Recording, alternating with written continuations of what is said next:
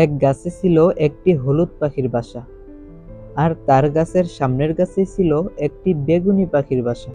বেগুনি পাখিটি ছিল একটু অলস স্বভাবের, তাই সে কোনো কাজ করত না, সারা দিন ঘুমিয়েই কাটিয়ে দিত। আর যখন ক্ষুধা লাগতো তখন যার তার কাছ থেকে খাবার চেয়ে খেয়ে নিত। আর অন্যদিকে হলুদ পাখিটি ছিল খুবই পরিশ্রমিক। তার ডিম থেকে বাচ্চা ফোটার সময় হয়ে গিয়েছিল, তাই হলুদ পাখিটি তার বাচ্চাদের জন্য খাবার সংগ্রহ করে জমিয়ে রাখত। একদিন হলুদ পাখিটি ভাবলো, আরে, আমার বাসা তো অনেক ছোট আর দুর্বল, আর বর্ষাকালে তো প্রায় চলে এসেছে। আমি যদি বর্ষার আগে আমার ঘর মজবুত আর বড় না করি, তাহলে তো আমার ডিমগুলো নষ্ট হয়ে যাবে। হলুদ পাখিটি খুব পরিশ্রম করে একটি মজবুত ঘর তৈরি করে ফেলল। তার ডিমগুলো আর বর্ষার পানিতে নষ্ট হওয়ার কোনো চিন্তাই রইল না। এখন আমি আমার মজবুত ঘর তৈরি করে ফেলেছি। এখন আমার ছানারা আর বর্ষার পানিতে ভিজবে না। আর অন্যদিকে অলস বেগুনি পাখিটির বর্ষা মৌসুমের জন্য কোনো প্রস্তুতি ছিল না। সে তার বাসায় পুরো দিন ঘুমিয়েই কাটিয়ে দিত। একদিন হলুদ পাখিটি বেগুনি পাখিটির বাসায় আসলো আর বলল, বেগুনি পাখি, তুমি এখনো বসে আছো? সব সময় তুমি আরাম করেই কাটিয়ে দাও। কিছু একটা কাজ তো করো। বর্ষার মৌসুম তো চলে এসেছে। আমি আমার নতুন ঘর তৈরি করে ফেলেছি। তুমিও তোমার শক্ত ঘর তৈরি করে ফেলো বর্ষা আসার আগেই, না হলে তুমি কোথায় থাকবে? আরে হলুদ পাখি, তুমি তোমার নতুন ঘর তৈরি করেছো আর আমাকে এসে হুকুম দিচ্ছ নতুন ঘর তৈরি করার জন্য? তোমার কথা মতন আমি কাজ করব নাকি? যখন বর্ষা আসবে তখন আমার ব্যবস্থা আমি করে নিব। তুমি এখন এখান থেকে যাও, আমার মাথা খারাপ করো না। বেগুনি পাখিটির এমন কথা শুনে হলুদ পাখিটি উদাস হয়ে তার ঘরে চলে গেল। আমি তো ওর ভালোর জন্য বলেছি, আর ও কিনা উল্টো আমার দিকে রেগে গেল। এভাবেই বেশ কিছুদিন চলে গেল। হলুদ পাখিটির ডিম ফুটে 4টি ফুটফুটে ছানা হলো, আর এ কারণে সে তো অনেক খুশি। বর্ষাকাল তো চলে এসেছে, আমার ফুটফুটে ছানাও হয়েছে। এখন আমার আর কোনো চিন্তা নেই। একদিন খুব জোরে জোরে হাওয়া বইতে লাগলো, আর বৃষ্টিও শুরু হয়ে গেল। এখন হলুদ পাখিটির কষ্ট সার্থক হয়েছে। এখন তার ঘরে কোনো পানি পড়ছে না। আর অন্যদিকে বেগুনি পাখিটির বাসা পানিতে ভিজে নিচে পড়ে গেল। আর বেগুনি পাখিটিও বৃষ্টির পানিতে ভিজে গেল আর কাঁপতে লাগলো। আমার বাসা তো বৃষ্টির পানিতে ভিজে পুরো নষ্ট হয়ে গেছে। এখন আমি কি করব? আমার তো খুব ঠান্ডাও লাগছে। এখন আমি কোথায় যাব? এক কাজ করি, হলুদ পাখির বাসা তো খুব মজবুত, আমি কিছুদিনের জন্য ওর ওখানেই গিয়ে থাকি।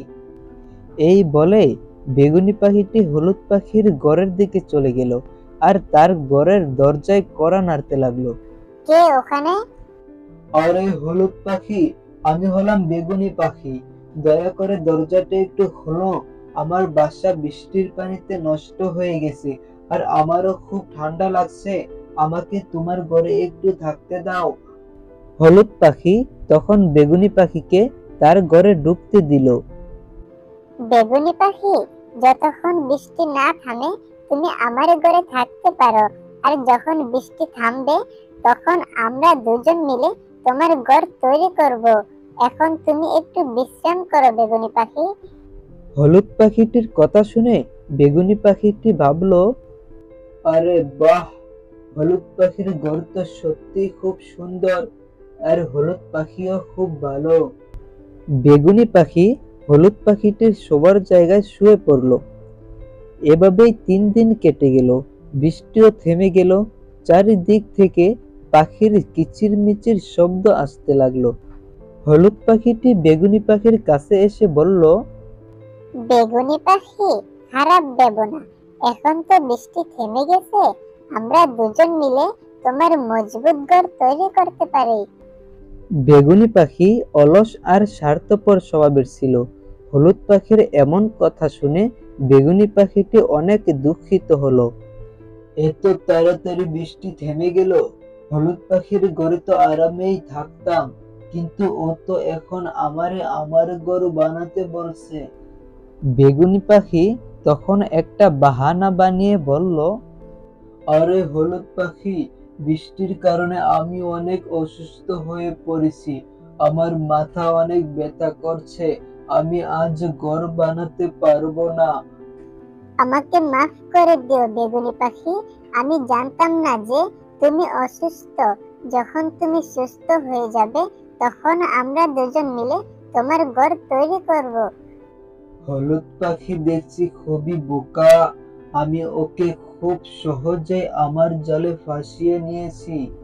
পরদিন পুনরায় হলুদ পাখি বেগুনি পাখিটির কাছে আসলো আর বলল, বেগুনি পাখি, আমি একটা জরুরি কাজে বাইরে যাচ্ছি, তুমি আমার ছানাদের একটু দেখে রেখো। তুমি কোনো চিন্তা করো না হলুদ পাখি, আমি তোমার ছানাদের খুব খেয়াল রাখবো। বেগুনি পাখির কথা শুনে হলুদ পাখি সেখান থেকে চলে গেল আর বেগুনি পাখি আরামে ঘুমিয়ে পড়ল। হলুদ পাখির ছানারা খেলা করছে আর ছানাদের চুচু শব্দে বেগুনি পাখির ঘুমের ব্যাঘাত ঘটল। আর তখন বেগুনি পাখি খুব রেগে গেল। আরে, তোমরা তোমাদের এই শব্দ বন্ধ করো, আমার খুব ঘুম পাচ্ছে, আমাকে একটু ঘুমাতে দাও, আর তা না হলে আমি তোমাদের সবাইকে চিলের হাতে তুলে দিব, এই বলে দিলাম। হলুদ পাখির ছানারা খুব ভয় পেয়ে গেল। রাতে হলুদ পাখি যখন বেগুনি পাখির বাসা বানানোর জন্য সরঞ্জাম নিয়ে ঘরে ফিরল, সে দেখলো বেগুনি পাখি তার সমস্ত দানা খেয়ে ঘুমিয়ে রয়েছে। তবুও সে বেগুনি পাখিকে কিছুই বলল না। ক্ষুধা পেটেই হলুদ পাখি ঘুমিয়ে পড়ল। পরদিন সে বেগুনি পাখির ঘর তৈরি করে দিল আর বেগুনি পাখিকে এসে বলল, বেগুনি পাখি, তুমি আমার সাথে চলো, আমি তোমাকে কিছু দেখাইতে চাই। হলুদ পাখি তখন বেগুনি পাখিকে তার নতুন ঘরের সামনে নিয়ে আসলো। বেগুনি পাখি, আমি তোমার নতুন ঘর তৈরি করে দিয়েছি, এখন তুমি তোমার ঘরে আরাম করে থাকতে পারবে। বেগুনি পাখি হলুদ পাখির কথা শুনে রাগে ফায়ার হয়ে গেল আর মনে মনে বলল, এই বেটা তো দেখছি খুবই চালাক, আমি এখন এখানে কিভাবে থাকবো? আমার তো তার ঘরে আরামে থাকার অভ্যাস হয়ে গেছে। এদিকে হলুদ পাখি বেগুনি পাখির এখান থেকে চলে গেল। বেগুনি পাখির নিজের বাসায় একদম আরাম মিলল না। তখন সে হলুদ পাখির ঘরের কাছে চলে গেল আর বলল, হলুদ পাখি, আমার ঘরে না সাপ এসেছে, তাই আমি সেখান থেকে প্রাণ বাঁচিয়ে চলে এসেছি। হলুদ পাখি তখন বেগুনি পাখির কথায় বিশ্বাস করলো না। এই বেগুনি পাখির আমার ঘরে থাকা আর কাজ না করে খাওয়ার অভ্যাস হয়ে গেছে। হলুদ পাখি তখন বেগুনি পাখিকে উচিত শিক্ষা দেওয়ার কথা ভাবলো। পরদিন বেগুনি পাখি যখন হলুদ পাখির ওখানে থাকার জন্য মিথ্যা বাহানা করলো, তখন হলুদ পাখি বলল, বেগুনি পাখি, আমার ছানারা খুব অসুস্থ আর ওরা ঘুমিয়ে আছে, সবার জায়গাও খালি নেই, তুমি অন্য কোথাও যাও, আমার ছানারা তোমার শব্দে ঘুম থেকে উঠে যাবে। বেগুনি পাখি তার এমন কথা শুনে তার নিজের বাসায় চলে আসলো আর বলল, এই হলুদ পাখির আবার কি হলো? ও আমাকে ওর ঘরে থাকতে বারণ কেন করলো? ক্ষুধাও লাগছে, আমি কোথা থেকে খাবার খাবো? বেগুনি পাখির খুব ক্ষুধা লেগেছিল, কিন্তু খাবার খুঁজে খেতে তার ভালো লাগতো না। পরদিন সকালবেলা বেগুনি পাখি পুনরায় হলুদ পাখির ঘরের কাছে গেল, কিন্তু হলুদ পাখি কোনো না কোনো বাহানা বানিয়ে সেখান থেকে বেগুনি পাখিকে বিদায় করত।